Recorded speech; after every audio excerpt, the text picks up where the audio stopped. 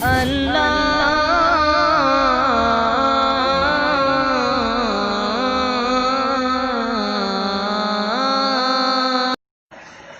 مسجد کی اپنی ایک تاریخ ہے۔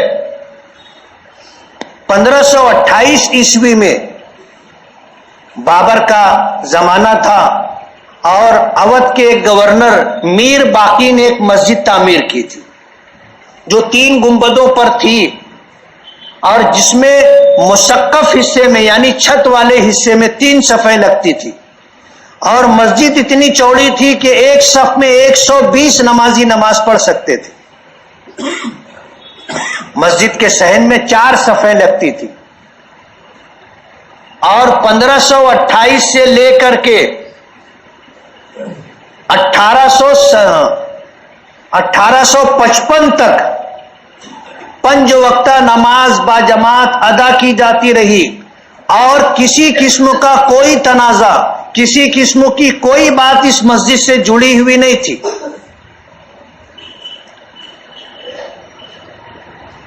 غیر متنازع جگہ رہی اور اس طرح جو ہے وہاں 5 وقتہ باجماعت نماز ادا کی جاتی رہی۔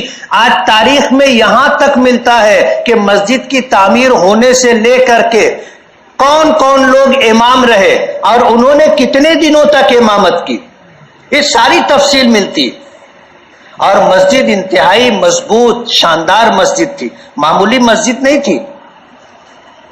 1855 میں انگریزوں نے جو ان کا معاملہ تھا کہ لڑاؤ اور حکومت کرو، انہوں نے بابری مسجد کو اس کی اہمیت اور اس کی شان کے پیش نظر اس علاقے میں ہندو مسلمانوں میں جھگڑا ڈالنے کے لیے یہ شوشہ پیدا کیا کہ ایک نجومی کو بلایا اور اسے پہلے سے سکھا پڑھا دیا تھا اور ذائچہ وغیرہ بنا کر کے اس نے کہا کہ مسجد کے صحن سے لگ کر کے جو دیوار ہے وہاں پر جنم استھان ہے، یعنی رام کی پیدائش یہاں پر ہوئی تھی اور مسجد کے صحن سے لگ کر کے دیوار سے سیتا کی رسوئی تھی۔ اس زمانے میں لوگوں نے قبول کرنے سے انکار کیا، ظاہر بات ہے اس طرح کی باتیں خود ان کے پنڈتوں نے قبول نہیں کی تھی، لیکن جھگڑے کی بنیاد پڑ گئی۔ اس نے اپنے ساتھ کچھ لوگوں کو ملا کر کے یہ آواز اٹھانی شروع کر دی اور یہ سلسلہ چلتا رہا اور یہ مواد پکتا رہا۔ ایک وقت آیا کہ پھر انگریزوں کی عدالت میں جا کر کے انہوں نے اپنی بات منوانے کی کوشش کی تو انگریزوں نے یہ فیصلہ کیا کہ داہنی طرف مسجد کی دیوار سے باہر سیتا کی رسوئی بنائی جائے حی علی الفلاح کی طرف، اور مشرق کی طرف مسجد کے صحن کی دیوار کے باہر ایک چبوترا بنایا جائے۔ تو وہ 17 بائی 21 فٹ کا ایک چبوترا بنا کر ہندوؤں کو دے دیا گیا، انہوں نے وہاں پوجا شروع کر دی اور یہ سلسلہ چلتا رہا۔ ملک آزاد ہوا 15 اگست 1947 کو اور اس کی ملک کی آزادی کے بعد انگریزوں کے چلے جانے کے بعد ملک کا اقتدار ہندوستانیوں کے ہاتھ میں آیا اور نہرو وزیر اعظم بنے۔ 22 اور 23 دسمبر کی درمیانی رات میں عشاء کی نماز پڑھ کر کے لوگ نکلے۔ ابھے رام داس ہنومان گڑھی کا جو مہنت تھا ابھے رام داس اپنے 50-60 لوگوں کو ساتھ میں لے کر کے مسجد میں گھس کر کے محراب کے اندر انہوں نے ایک مورتی رکھ دی اور اس کے بعد پورے علاقے کے اندر منظم طریقے سے یہ افواہ پھیلائی گئی کہ رام پرکٹ ہو گئے، رام للا پرکٹ ہو گئے۔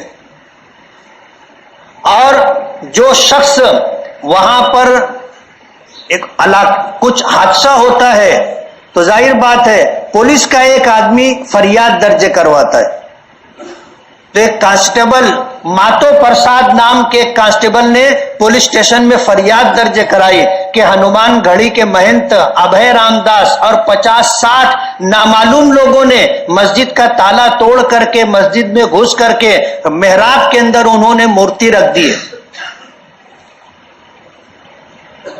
پروگرام تھا اور منظم پروگرام تھا. کوئی ایسا نہیں تھا کہ کچھ لوگ اٹھ کر کے یہ کام کریں. نہیں، ان کچھ لوگوں کے پیچھے حکومت تھی.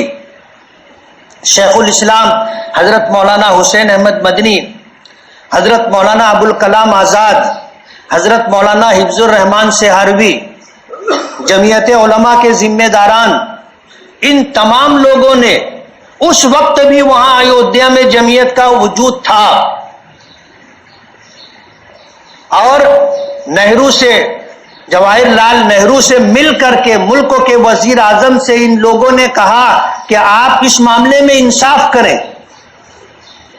ظاہر بات ہے مسجد میں اس طرح کا کوئی تنازع تاریخی طور پر نہیں ہے، اور کسی نے مسجد میں اپنا حق آج تک نہیں جتایا. جن کا تقاضا تھا ان کو سیتا کی رسوئی اور رام جنم کا استھان دے دیا گیا ہے. مسجد کے اندر کسی کا جھگڑا نہیں ہے، اس لیے آپ انصاف قائم کریں اور اس مورتی کو باہر نکال کر کے مسلمان جس طرح نماز ادا کیا کرتے تھے ان کو نماز ادا کرنے دیں.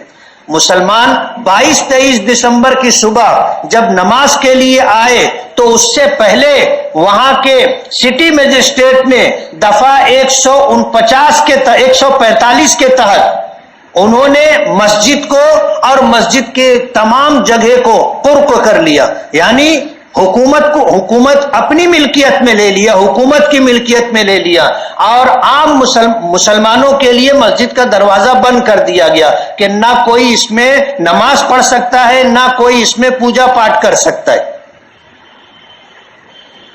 کچھ دن یہ سلسلہ چلا اور پھر اس کے بعد اسی سٹی مجسٹریٹ کی عدالت میں کچھ لوگوں نے اس بات کا مطالبہ رکھا کہ ہمیں پوجا پاٹ کی اجازت دے دی جائے. تو پہلے مرحلے میں اس نے انکار کیا، اس کے بعد یہ مقدمہ اس کے اوپر لے جایا گیا تو انہوں نے اجازت دے دی اور تالا کھولنے کا حکم جاری کر دیا. اس کے بعد تالا کھول دیا گیا اور باقاعدہ وہاں پوجا پاٹ کی جانے لگی. مسلمانوں کو مسجد میں داخل ہونے کی اجازت نہیں تھی، لیکن مسجد میں پوجا پاٹ کرنے کی عام اجازت ہندوؤں کو دے دی گئی. یہ سلسلہ آگے چلتا رہا. 23 دسمبر 1949 جمعیت علماء کے ذمہ داران نے حق ملکیت کا مقدمہ دائر کیا جو آج تک چل رہا ہے. 1987 شاہ بانو کا کیس آپ نے سنا ہوگا. جو جانکار لوگ ہیں، جو اس وقت تھے اور سوجھ بوجھ رکھتے تھے، اخبارات پڑھتے تھے، ملک کے حالات سے واقف تھے، شاہ بانو کا جو ہے اس مقدمے میں جو فیصلہ، اس سے پہلے انہوں نے راجیو گاندھی کا دور حکومت تھا، باقاعدہ رام مندر کا شیلانیاس کیا گیا، سنگ بنیاد رکھی گئی.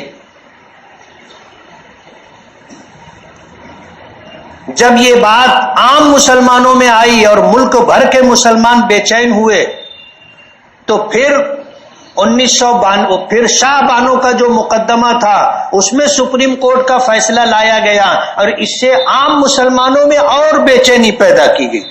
ان کو علم نہیں تھا، وہ ایسا سمجھ رہے تھے کہ ہم یہ فیصلہ کریں گے تو مسلمان خوش ہو جائیں گے اور بیلنسنگ ہو جائے گی. 1990 میں کار سیوا کے نام پر پھر وہاں پر مندر تعمیر کرنے کا پروگرام لے کر کے چلے. یو پی میں ملائم سنگھ کی حکومت تھی اور ہندوستان پر اس وقت راجیو گاندھی کی حکومت تھی. فائرنگ کی گئی اور فائرنگ کے بعد وہ کام رک گیا. فائرنگ کروانے والے ملائم سنگھ یادو. وہاں سے یہ سلسلہ پوری طاقت کے ساتھ چلایا گیا اور 6 دسمبر 1992 کو مسجد شہید کرنے کا پروگرام پورے ملک میں رتھ یاترا نکال کر کے دیا گیا. مسجد شہید کرنے کے لیے ہندوستان سے جنونی قسم کے لوگ جمع ہونے لگے اور 4 دسمبر کو کیندر سرکار نے مسجد کو اور مسجد کے علاقے کو اپنے تابع میں لے لیا، فوج لگا دی اور پورے ملک کو یہ باور کرایا گیا کہ اب کچھ نہیں ہوگا. نرسمہا راؤ کی حکومت تھی. 6 دسمبر کو جو اس ملک کے قانون بنانے والی کمیٹی کے سربراہ بابا امبیڈکر کا وفات کا دن ہے، چنا گیا اور باقاعدہ دن کے اجالے میں مسجد شہید کر دی گئی. کسی ایک فوجی کو اور کسی ایک پولیس والے کو اس بات کی اجازت نہیں تھی کہ کسی کو روکے. نرسمہا راؤ سرکار تھی، اس نے یہ پورا پروگرام ترتیب دیا، مسجد شہید کر دی گئی.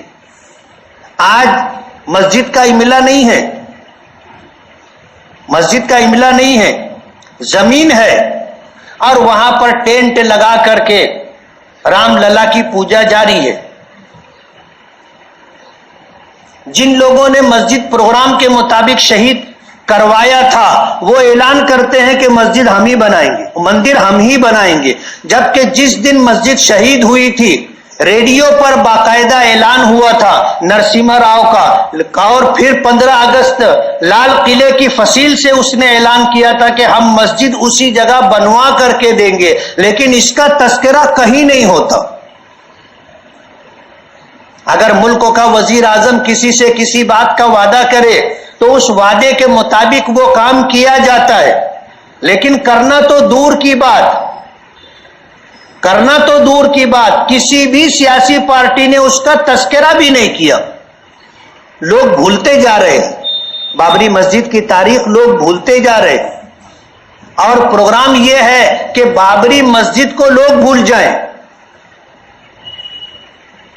کہتے ہیں نا مرور زمانہ بڑے سے بڑے زخم کو بھر دیتا ہے.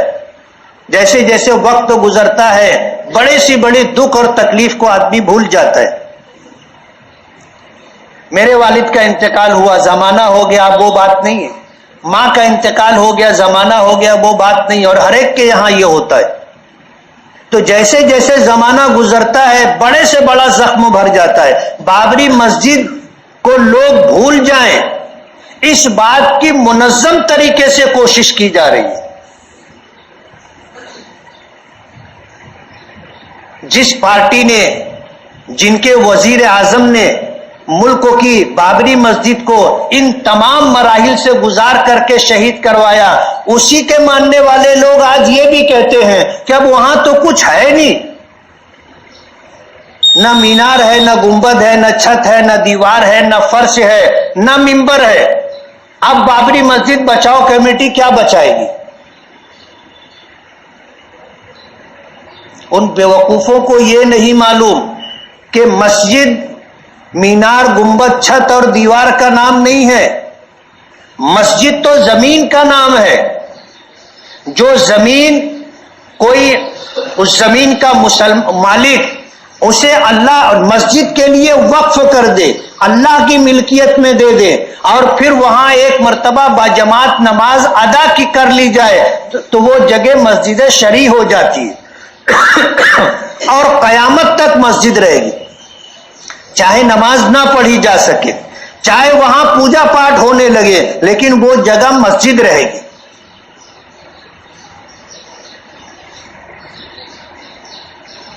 بہت منظم طریقے سے ایسے حالات پیدا کیے جا رہے ہیں کہ اب مسلمان احتجاج بھی نہ کرے، اپنا مطالبہ بھی نہ رکھے. حالات ایسے پیدا ہو گئے کہ مسلم پرسنل لا بورڈ ایسی تنظیم نے پورے ملک میں مسلمانوں کو یہ اعلان دیا کہ اس طرح کوئی پروگرام نہ کیا جائے جس سے غیروں کو یہ موقع ملے کہ وہ ہم پر حملہ کریں. پورے ملک کا مسلمان خاموش ہے.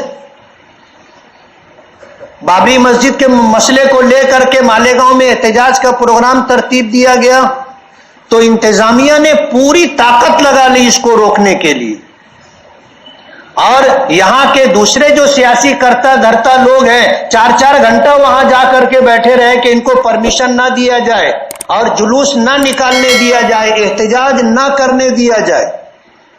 ساری کوشش کر لی، لیکن یہ وہ سازش کا ایک حصہ ہے کہ مسلمان بابری مسجد کو بھول جائے.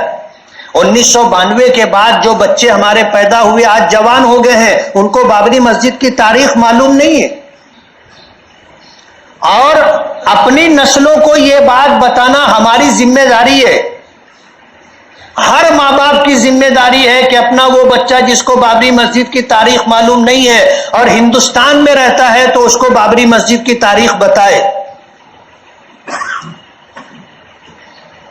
ظاہر بات ہے خاموشی سب کچھ ختم کر دے گی. خاموشی سب کچھ ختم کر دے گی.